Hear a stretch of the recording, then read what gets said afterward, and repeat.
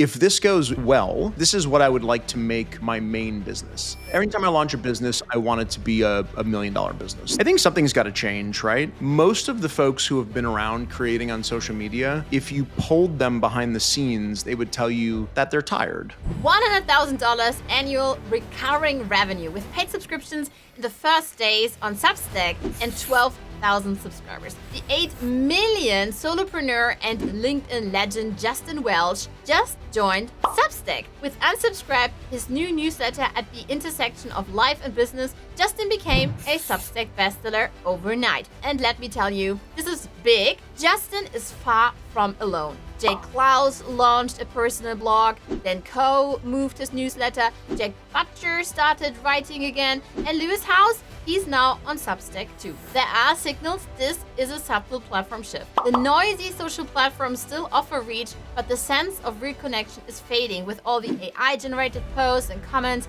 Interactions just feel empty now. Top creators are moving or duplicating onto Substack to connecting on a deeper level with their audience. Justin is strategically testing the waters with a more fulfilling, joyful, and soulful approach. And now he's #1 new bestseller, he's #1 rising in business, and he's the top 15 worldwide in business. And now breaks down his new playbook for smart entrepreneurs, creators, artists, and writers for 2025. In his words, by the end of 2026, we'll look back on this period as the great creative migration. And I believe as one of the top 25 worldwide in education, he's right about that. So Justin, thank you so much for joining us today. The #1 question is, why would a creator like you with more than 700,000 LinkedIn followers and 5 million in revenue and a newsletter with more than 170,000 subscribers start from scratch on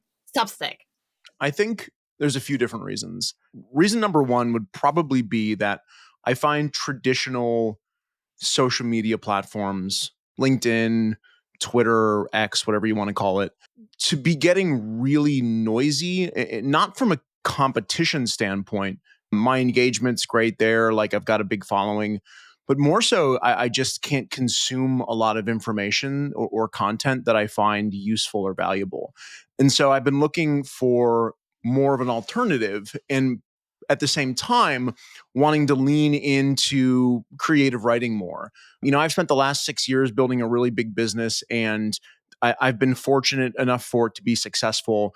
And this is sort of, to me, almost like a second mountain opportunity where I'm just doing something I love, creative writing. And Substack, to me, seems to be a really good blend of two things: useful, helpful, legitimately kind content where I can write thoughts, grow top of funnel, and then bring people into a newsletter that I'm really proud of and that I enjoy writing. And so for me, it's more of a creative environment than anything else. It's not what I would call a strategic business decision, but it didn't need to be.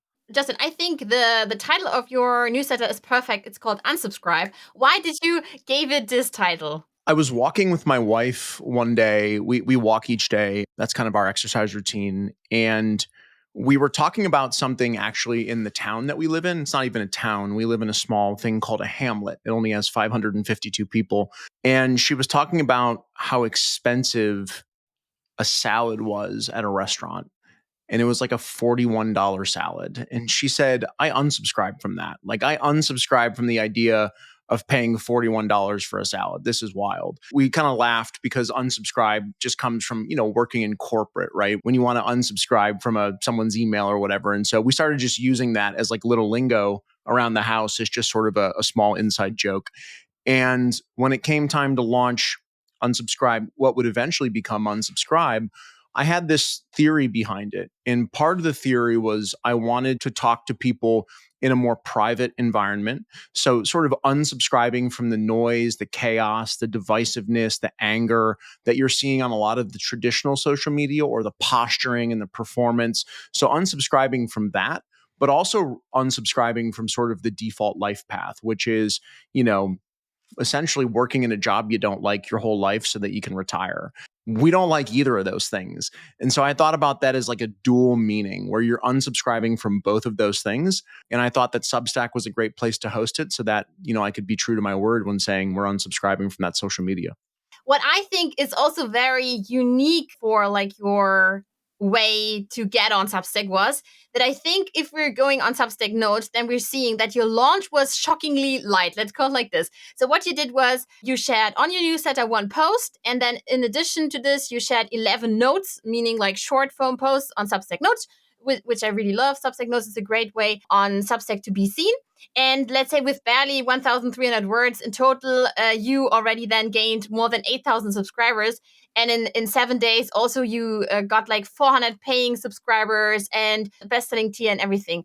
Was this intentional to start on Substack Notes because you knew it was so powerful, or was it like by accident? I didn't put as much like strategic thought into this launch as I have other things. And I think it kind of goes back to the point of this being more of a creative endeavor for me. Like, I'm not trying to maximize revenue. That's not the goal here. And the goal is not to build, the biggest business possible. The goal is to have fun and to be creative and to enjoy. So what I find is that when I think about something that's fun, like creative writing, if I make it a job, like if I make it all about launch and all about maximizing revenue, then I start to lose some of the joy of the creativity, right? The easiest way to lose joy around creativity is to make it all about profit, right? And so intentionally it was light. The other thought is that I really didn't know what I was doing. Like, I'm kind of brand new to Substack, and like I'm again fortunate to have a large audience. And so I knew that a segment of that audience would come over and join.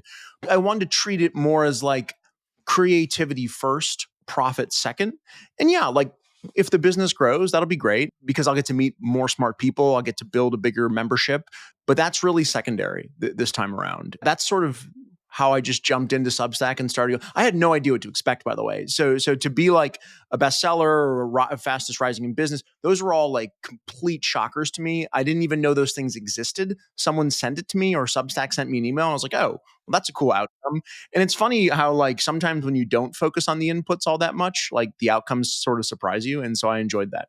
Yeah, for me it was the same, of course, on another level. But I was also surprised when I became a bestseller. I was like, oh wow, And I guess for you, then there are so many new things to learn and everything. This is how we met. We met in the chat of the bestsellers, and now we can see here your notes feed. You started with this post in May 4th, and then you said, "Hey everyone, I joined Substack." Very easy. And then you said, "I think this platform is the future of smart writing and interesting thoughts." Could you elaborate on this a bit more? If I look at the three platforms that I play on most frequently, that would be Twitter or X, LinkedIn, and now Substack. And X has become really driven by sort of outrage bait, division, politics, culture wars. And for people who like culture wars, it's a great place. If you want to go and battle it out about the future of the world or our country or whatever, X is the best place to do that because that's what people are looking for there. That's just not personally interesting to me. I've sort of started to stagnate there and not spend a tremendous amount of time. LinkedIn, on the other hand, unfortunately, much in part thanks to me, so I can only really blame myself, has become a place where people are building personal brands. It used to be more about thought leadership. And this isn't, I hope this doesn't come across as like feeling bitter, because I'm certainly not. A lot more of today, it's about performance and posturing. And so it became noisy and it became difficult to figure out who was worth paying attention to. I came to Substack, and what I found in Substack was that people seemed to be experts in their domain. They had strong domain expertise. The writing is long form, the writing is thoughtful, the writing is deep. And so I find this to be a really excellent place to spend time with people who know what they're talking about. And since I've spent the last 6 years building a one-person business and had a lot of success with it and sort of creating the life that I want to live, that's the domain expertise that I want to share when I come to Substack. And it's been a lot of fun sort of leaning into that creative side. Yeah, somewhere on YouTube, I listened to a video where you shared that you're now earning more than $5 million and you only spend about $600 per month, which I think is impressive. So you're really like a solo creator. You don't have a team. Many people then at a specific level, they say, oh, well, now I guess I have to, have some employees here, to scale my business. And why did you never do this? And why do you think Substack fits into this $600 low budget solo business for you? I mean, I spent 10 years in leadership in software as a service businesses, including my last 5 years as a chief revenue officer at a team of 150 people. I love working with people. I mean, I love having smart conversations. I love being surrounded by people who are thinking about the next big idea or who have strategies and tactics they want to experiment with. All that stuff is fabulous. But there's also a downside to employees. And I mean, the downsides are also pretty obvious, right? There's politics, there's legal, there's, vacation, there's, benefits, performance management, all the things that go along with hiring people. And rather than do that, I wanted to build a very specific type of life. And that life was having no one to ask permission from, nobody to check in with. And so I don't have a boss. I'm my own boss. I don't have any employees. The only person who helps me is my wife. My wife does some admin work for my business behind the scenes. I don't depend on anybody. I like it that way. And are there days where I wish I wasn't doing some of the work? Of course. But I prefer not to get into any of the old stuff I had to deal with managing a lot of people. And as a benefit, right, it's more profitable. And so I enjoyed sort of building the business around creating content. And by doing that, I'm able to wake up, spend my day how I want, no meetings, nobody to talk to, unless I purposely want to go out and do that. And so that's my take on it. Want to follow in Justin's footsteps? Then come join the online writing club with over 14,000 smart writers, creators, entrepreneurs, and artists who are already building their home base on Substack. Check out the complete beginner Substack course where I show you step by step how to start your Substack, set it up the right way, grow your list, and write posts that actually get read and shared. You'll get full access to Substack School, community strategy, and weekly trainings and masterclasses that help you grow a real audience and turn it into income. It's perfect if you're ready to stop lurking and finally hit publish. Like Justin says, start building your home base now before the rush. The creators who own their relationships will have an incredible advantage in the years ahead. Now is the time. Get started today. Let me help you join the Online Writing Club and check out the Substack course for beginners and bootcamp. In my life, I'm having like my corporate job, which I love as a product and marketing manager, also in healthcare. I guess that your SaaS was also in health.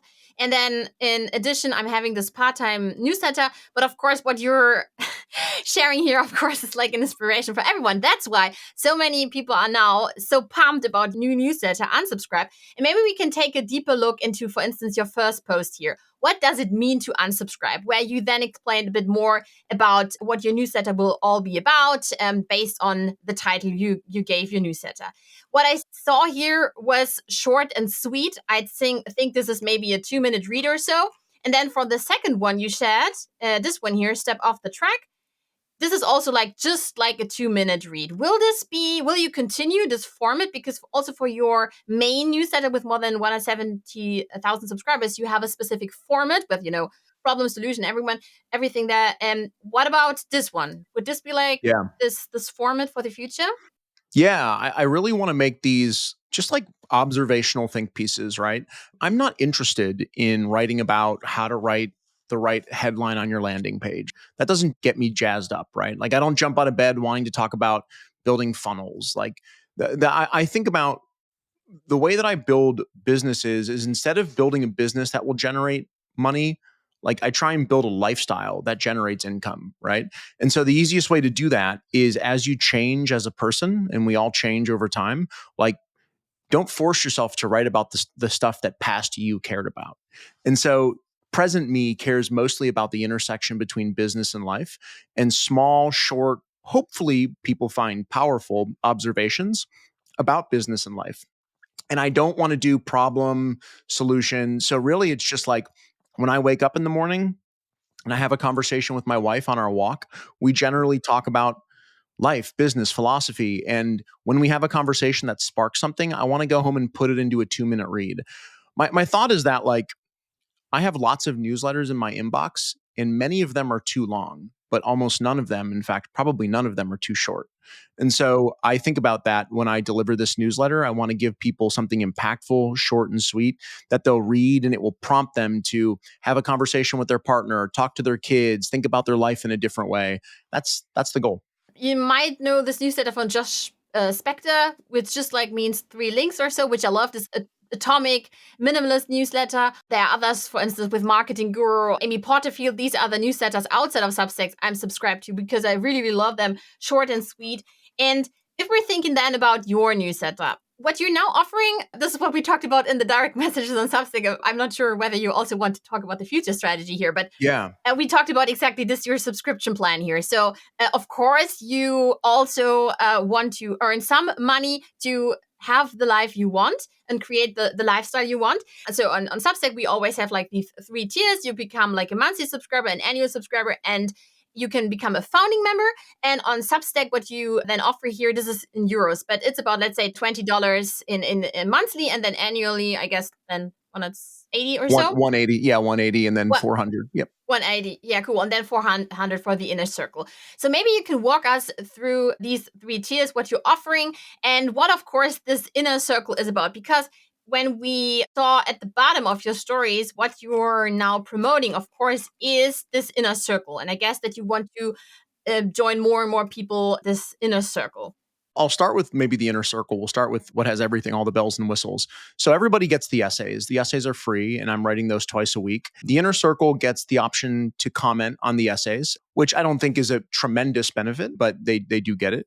I think where the benefits really get interesting are the 3 that I think make inner circle the most interesting, which is number 1, they get access to Substack chat. So for those unfamiliar with Substack chat, it's a pretty lightweight chat functionality built inside of Substack.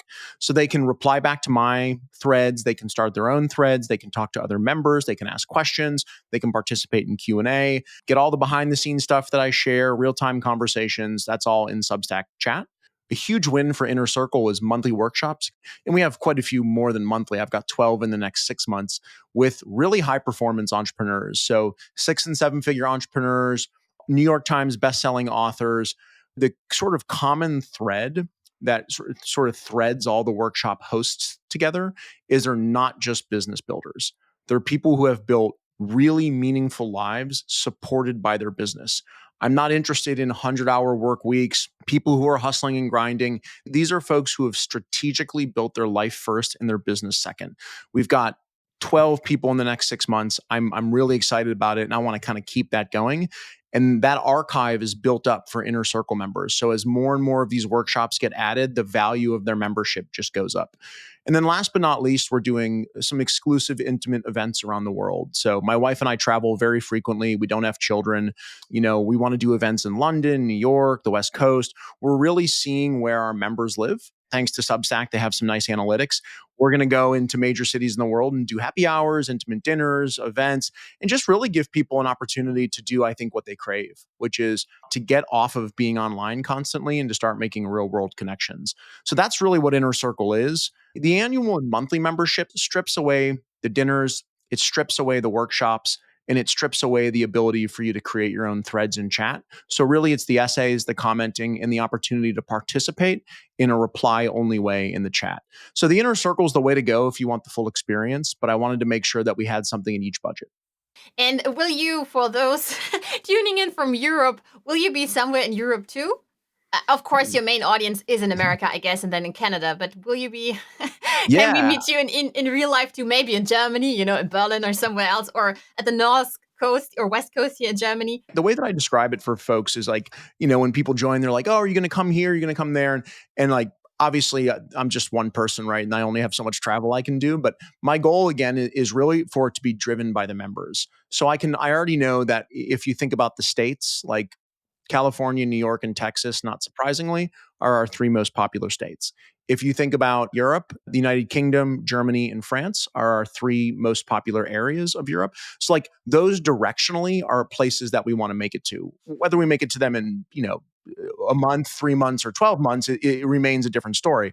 When people ask me what membership to join, I always say, if you look at the Inner Circle, if you think the essays, the commenting, the Substack chat, the weekly Q&A, the 12 workshops that are on the books right now is worth the price, you should join. And if you don't, you shouldn't. And then if a dinner comes to your country or your city, kind of consider that cream on top, but don't think about that as the driving factor behind purchasing a membership. And will this be the first time then ever that people can meet you in real life? Or have you also done this with your other newsletter on Convert on Kit? I've done a few events. My wife and I have done events in London and Portugal, in Lisbon, in San Francisco, in New York. We've done a few events. I've had previous communities built around courses of mine. And to be honest, like that's some of the most fun stuff that we do. We love meeting people in person. And I think people are starving for that kind of stuff. And that's why we wanted to make it a part of the business. Yeah, I think that people are really longing for this deeper connection. That's exactly what you shared in one of your posts also on your Kit newsletter, where you said, somehow on the social media platforms, it looks good, my performance and everything, but it feels empty. When did you first notice that like the quality of connection was dropping, and how did that affect your strategy? I think this is one of the reasons why you're now on Substack. For instance, also I started writing on Medium, and then at some point I also had the feeling I'm longing for this deeper connection. I wanted to build my list to have this freedom you also shared, but of course on another level, because since I have 2 kids in the house, I would always like combine corporate and my part-time business, at least for now. But if you join your paid subscription, then you can say, for instance, here, hello in the chat, which is nice. And you're getting somehow also direct access to you because, for instance, here, this one, you shared here in the chat, quick note, morning everyone, confirming that tomorrow I'll be here from 1 p.m. until 2 p.m. here in the chat, and I'm answering your questions. And then what I saw here was that you really replied to these people, and people were so excited about this, which I really, really love. So what would you again say about all the features that Substack is offering you with the chat and with the direct messages and so on, then compared to other socials? How does it feel, and why do you think the connection can be deeper here than on others? I think it's a lot of the built-in permissions, right? So like, for example, on LinkedIn or X, it's either kind of all or none, right? So I turn on or turn off DMs. To give you a sense of my inbox, like it's a pretty wild place. With almost 1 million followers, on LinkedIn, I get a lot of messages. It's difficult, right, to sort of participate. And then I get 1,000 comments per post, right? So like, and I would argue that 90% of those now are just AI comments. And so what do you do? How do you build authentic relationships when nobody's there? When bots are talking to bots, how do you build an authentic relationship? Substack feels, and again, this could change over time, but Substack feels like real people. And when you have permissions around paid memberships, you can make sure that I've got 11,000 free subscribers, but I've got almost 1,000 paid. And so I can limit who can come in and participate in the conversation. And that makes it a place where people they have some skin in the game, right? They've paid, they want to be there, they understand the value, they understand the mission of the group, and we're participating and we're aligned on the conversation. I like that permission. And I like the ability to pivot it between free, paid, founding, so that I can have different tiers or different levels of conversations. I like that about Substack. Do I wish that Substack chat was a bit more robust? Sure. But like with anything that I build, I think about this as a minimum viable product. So can I prove a few things? Number one, that I enjoy the creative process of writing 104 issues a year. 2, do people enjoy being a part of the membership? And 3, is it at least profitable enough for me to spend the next 5 to 10 years of my life doing it? If the answer to all 3 of those things is yes, then the opportunity to grow this beyond Substack with more robust tools is certainly there. And if the answer to those things are no, well, then I can keep it just the way that it is or choose to do something different.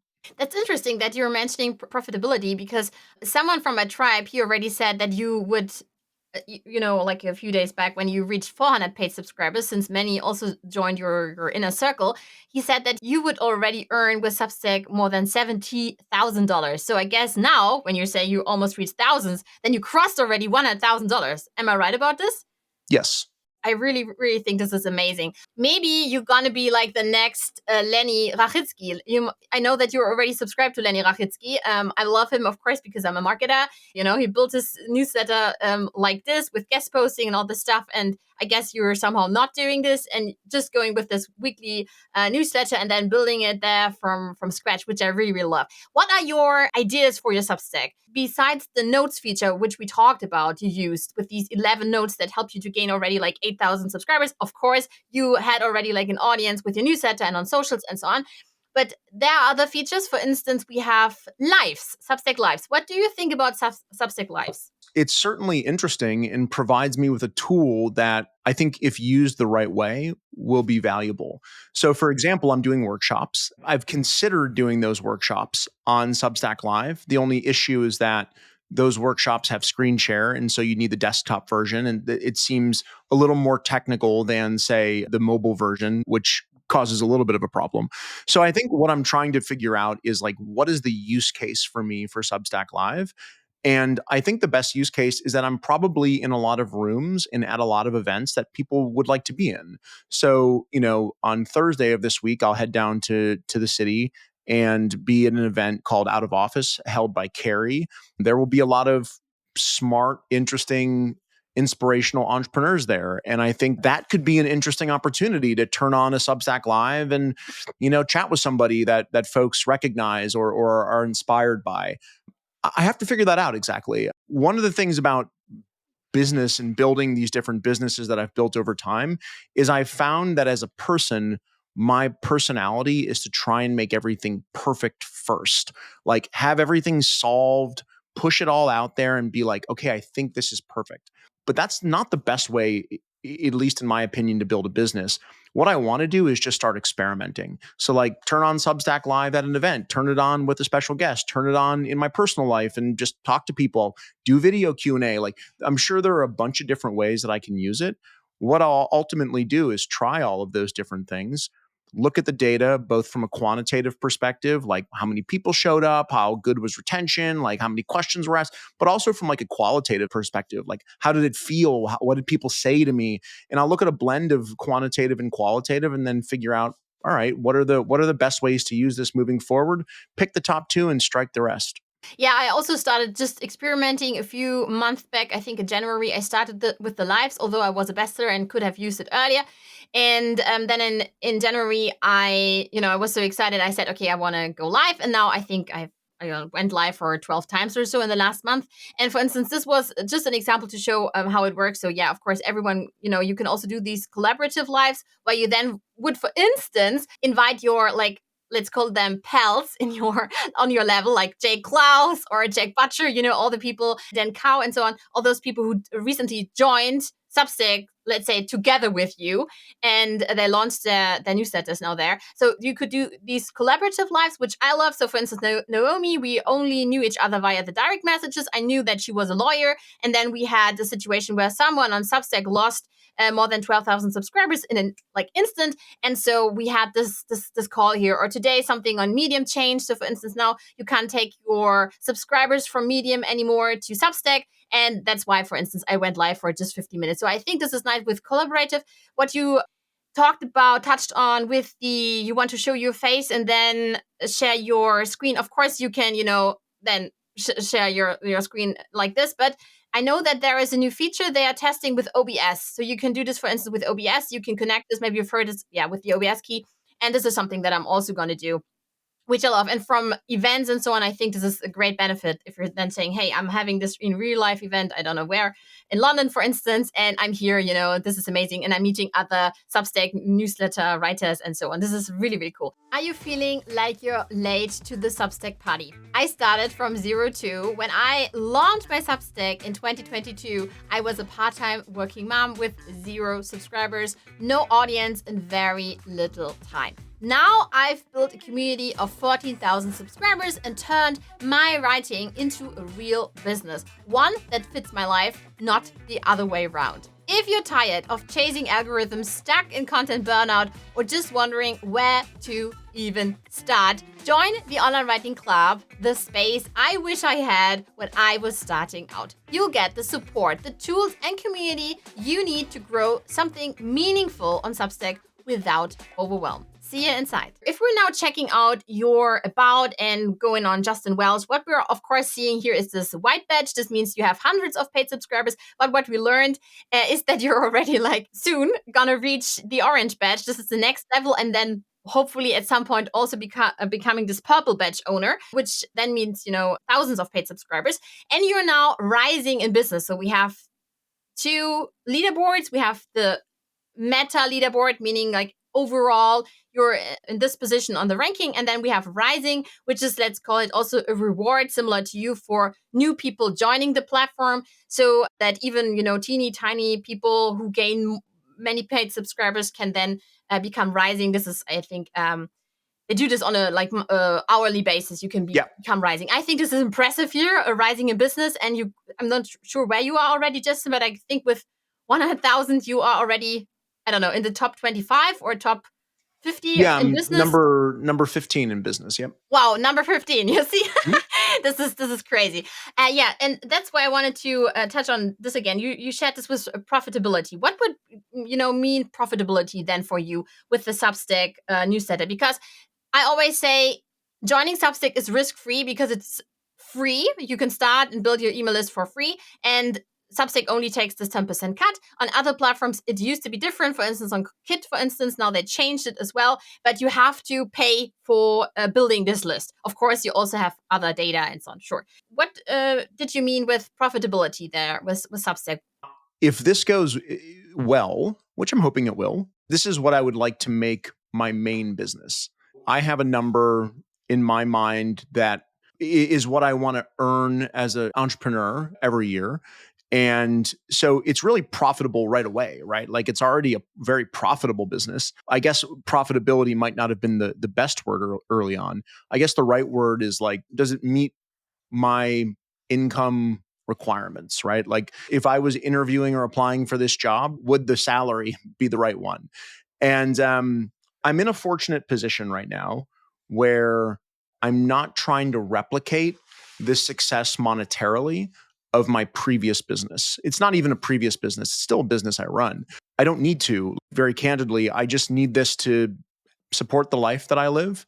And that number in my mind is a number I want to get to. And we're on our way there. And when I do that and achieve that, it will make putting all of my time into this business very, very worthwhile. Because to me, a business is holistic, right? A business you have to enjoy running it. So it has to have some sort of creativity or passion part of that business. Your customers have to enjoy the experience. So people have to actually like being customers of your business. And then in the end, right, it also has to pay your bills and allow you to live the life that you want to live. And so if I can sort of get those three things holistically, then I'll have built the right thing. That's my hope. And can you share like the salary expectation if I were if I were someone here from a company and you would, every time I launch a business, I want it to be a $1 million business. Would a 10 or 20% shortfall on that be a failure? No, that's the goal, right? Like I look at somebody like Lenny, and this is where I struggle with my own personality, right? My own expectations, which I look at someone like Lenny and I say, I want to do that. I want to build, I want to chase Lenny, right? I don't think Lenny has any fear that I'll catch him, right? He's 5 years ahead of me and obviously extraordinarily well respected. But I see that as a potential. And like, I think the things that I'm writing about, I want more people to read them. I want my message to be spread. I want the mission of what I'm trying to do to reach as many people as possible. And revenue and income is an indicator of value add, right? So if your mission is strong, if your message is clear, and if it's really impacting people, the outcome is revenue, right? I'm not trying to make revenue. I'm trying to build a great experience. And that outcome, if I do it well, should be that it's a profitable, revenue business. Here we are now seeing your Justin Welsh page. Let's say this used to be like the home on the internet.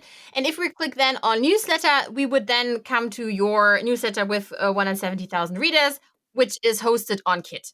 This is like the typical like screen where you then say, thanks for subscribing. And then you can, for instance, also become a subscriber to Creator Science or from Cody Sanchez, Contrarian Thinking, and so on. This, shows that it's Kit. The same or similar recommendation engine we also have on Substack, but I guess that the recommendation engine on Substack is better and bigger than the one on Kit. And somehow I guess that it's like mimicking the one that Substack had. Are you also already thinking about starting this recommendation engine as well on Substack, meaning that you already recommend Jay Klaus or Dan or the others who now also are on Substack?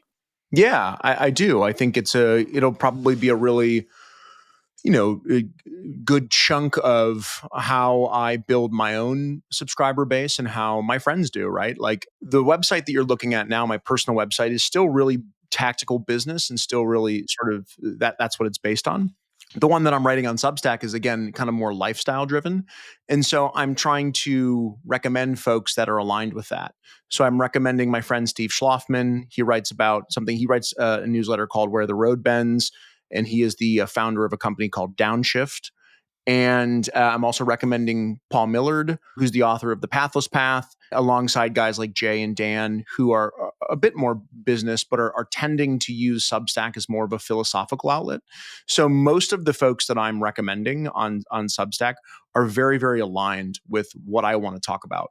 I don't want to come over to Substack and write about the intersection of life and business and then recommend somebody who's aligned with sort of what I'm slowly but surely pulling away from, if that makes sense. But yeah, I've got folks recommending me, which I'm super, super humbled by. And it's been a big part of my growth. Do you have the feeling now that we are, since many here, Dicky, for instance, or Dan and so on, they are now also, or Dicky used to be there already with Cole, but Dan, for instance, he's now also joining. Do you have the feeling that we're now like witnessing the early stages of a creative migration? Meaning like, as you shared here at this one, the great social media exodus. I found this one here, which you shared. I think something's got to change, right? Because most of the folks who have been around creating on social media, if you polled them behind the scenes, they would tell you that they're tired. They don't necessarily want to play the game as much anymore. They want to create art for the sake of creating it, right? And whether or not you consider writing to be art or video or audio, but I think to a lot of the folks who are serious about it, they want to start creating it for the sake of creating it versus playing a game or collecting a certain number of followers. So I think we're going to see a lot more people who just come over because they just want to do that, right? They've been successful and now they have an opportunity to spend some of their time doing things that are right in their wheelhouse. I also think that a lot of new people have joined some of these platforms and again are sort of filling it, right? And we're seeing a lot of copycats, a lot of people who are very similar. And I think Substack is just providing a more natural creativity first place to thrive.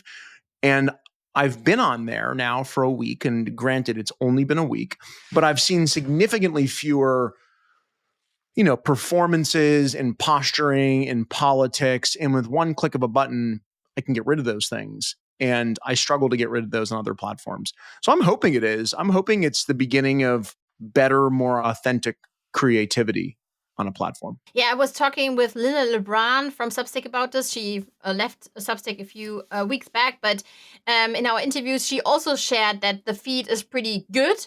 I know that somewhere you complained about the feed on LinkedIn, or you shared it also with the AI stuff you're seeing. To be honest, I've been on the platform for a bit longer than you, and I started using Notes in January last year, to be honest. Okay, so I would go with this.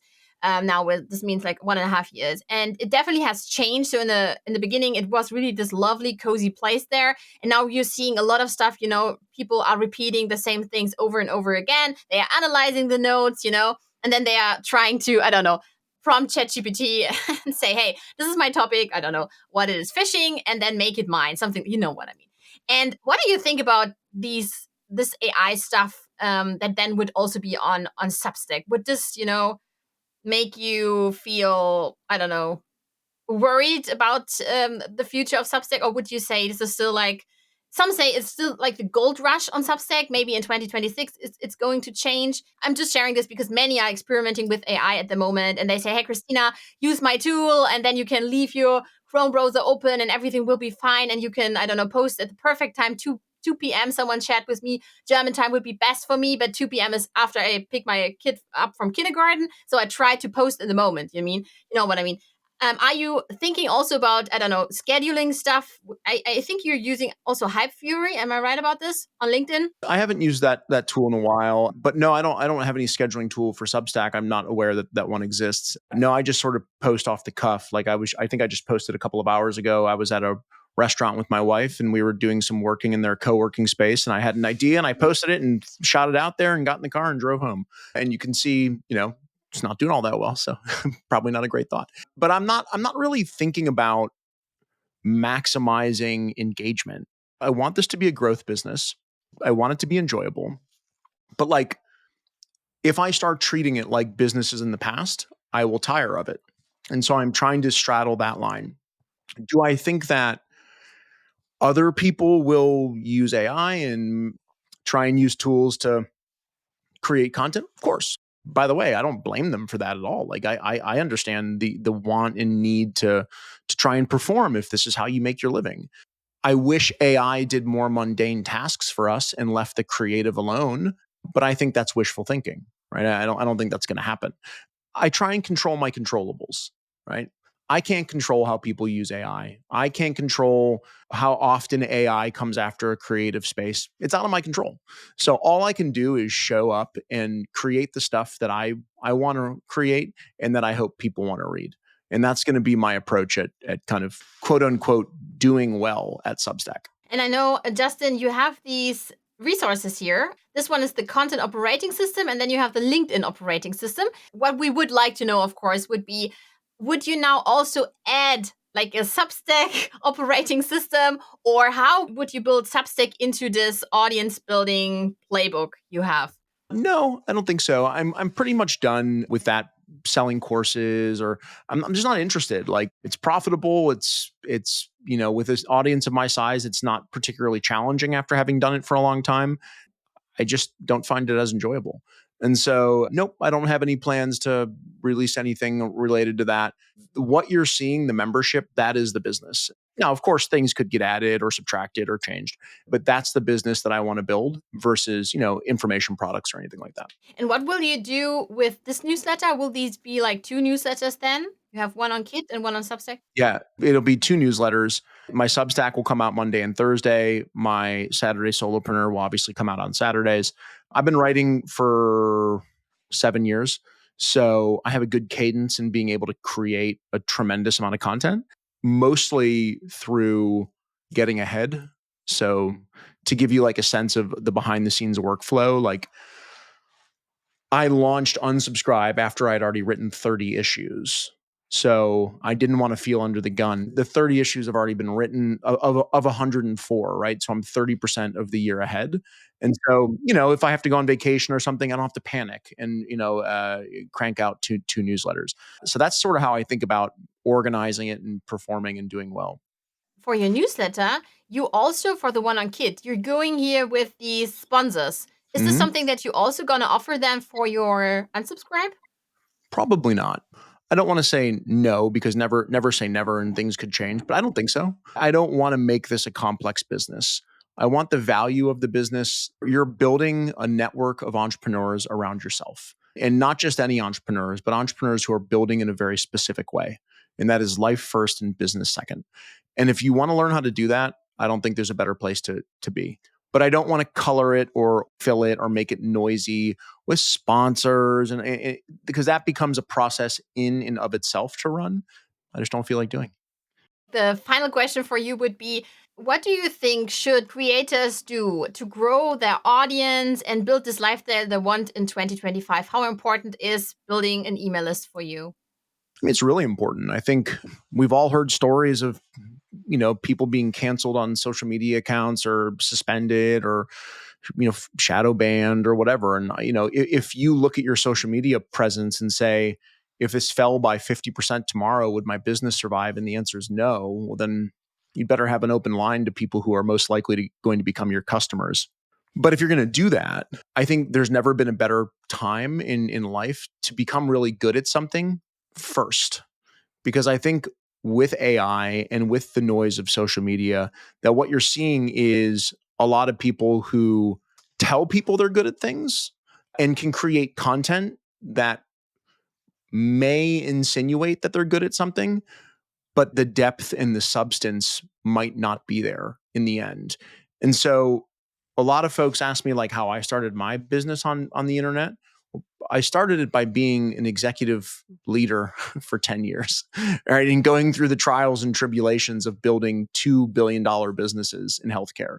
Like, I did that first, and then I learned to write about it. And that, of course, eventually over time became writing about other different topics as I experienced them. But if I could give people a piece of advice, it would be become excellent at something first, and then use that excellence that you've built to be the foundation of the stuff that you write or the videos that you make or the audio that you record. Thank you so much, Justin. This was delightful. You're welcome. Thanks for having me. You don't need to be loud or perfect. You just need a Substack plan and people in your corner. Join the Online Writing Club. Get access to the Substack School, Substack course for beginners, and the Substack Bootcamp that will help you get started on Substack and earn your first dollars and then your first $500 and then $1,000 on the platform. Trust me, join me, and see you inside.